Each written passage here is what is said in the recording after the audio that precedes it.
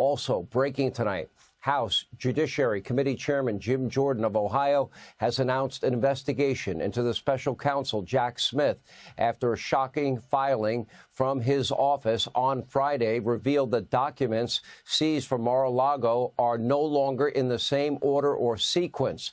The filing included a footnote reading, quote, "The government acknowledges that this is inconsistent with what the government counsel previously understood and represented to the court." Here with more, House Judiciary Committee Chairman Jim Jordan. What would you call this, Jim Jordan? I'm wondering if the issue of whether or not the evidence has been tainted is now front and center in the case in Florida. Yeah, the order of the documents seized was changed. That one sentence says it all. Most people would call that tampering with evidence. The physical documents didn't match up with the scanned documents. And here's the irony, Sean.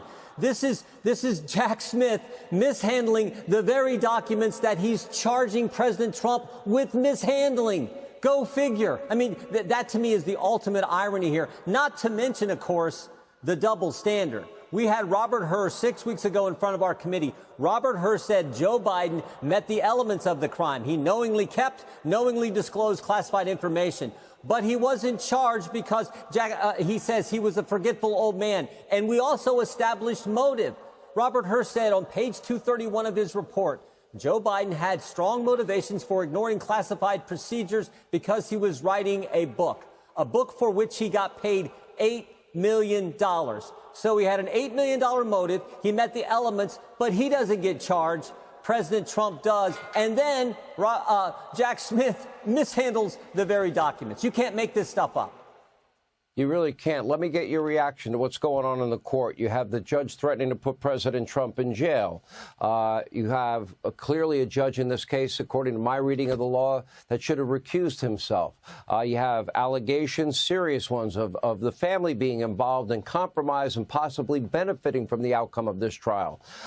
Then you have the third highest ranking official at the Department of Justice. This is Merrick Garland's Department of Justice. Number 3, pretty prestigious position, a guy that we now know was raising money, political donations with the DNC.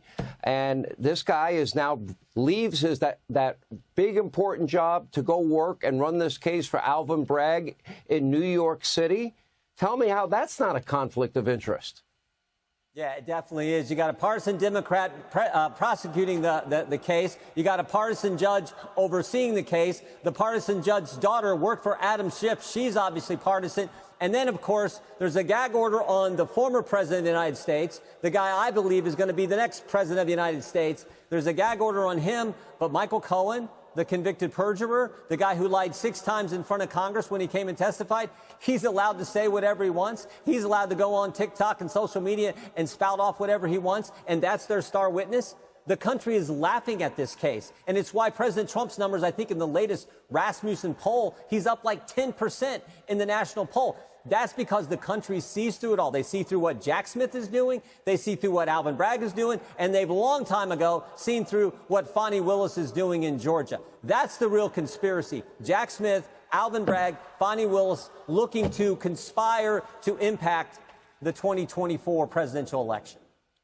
Let me ask you, do you believe, how long will it take your committee to get answers on this new part of your investigation, which is the weaponization of the DOJ under Joe Biden, and now the special counsel?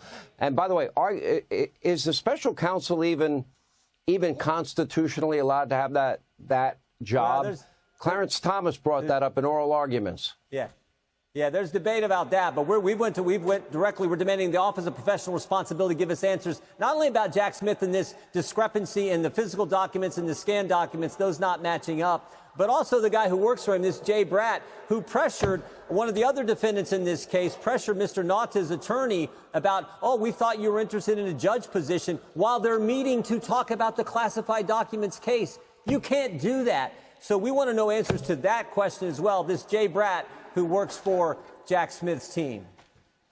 Yeah, pretty unbelievable. Anyway, Jim Jordan, we really appreciate you being with us. Thank you for taking the time to be with us tonight.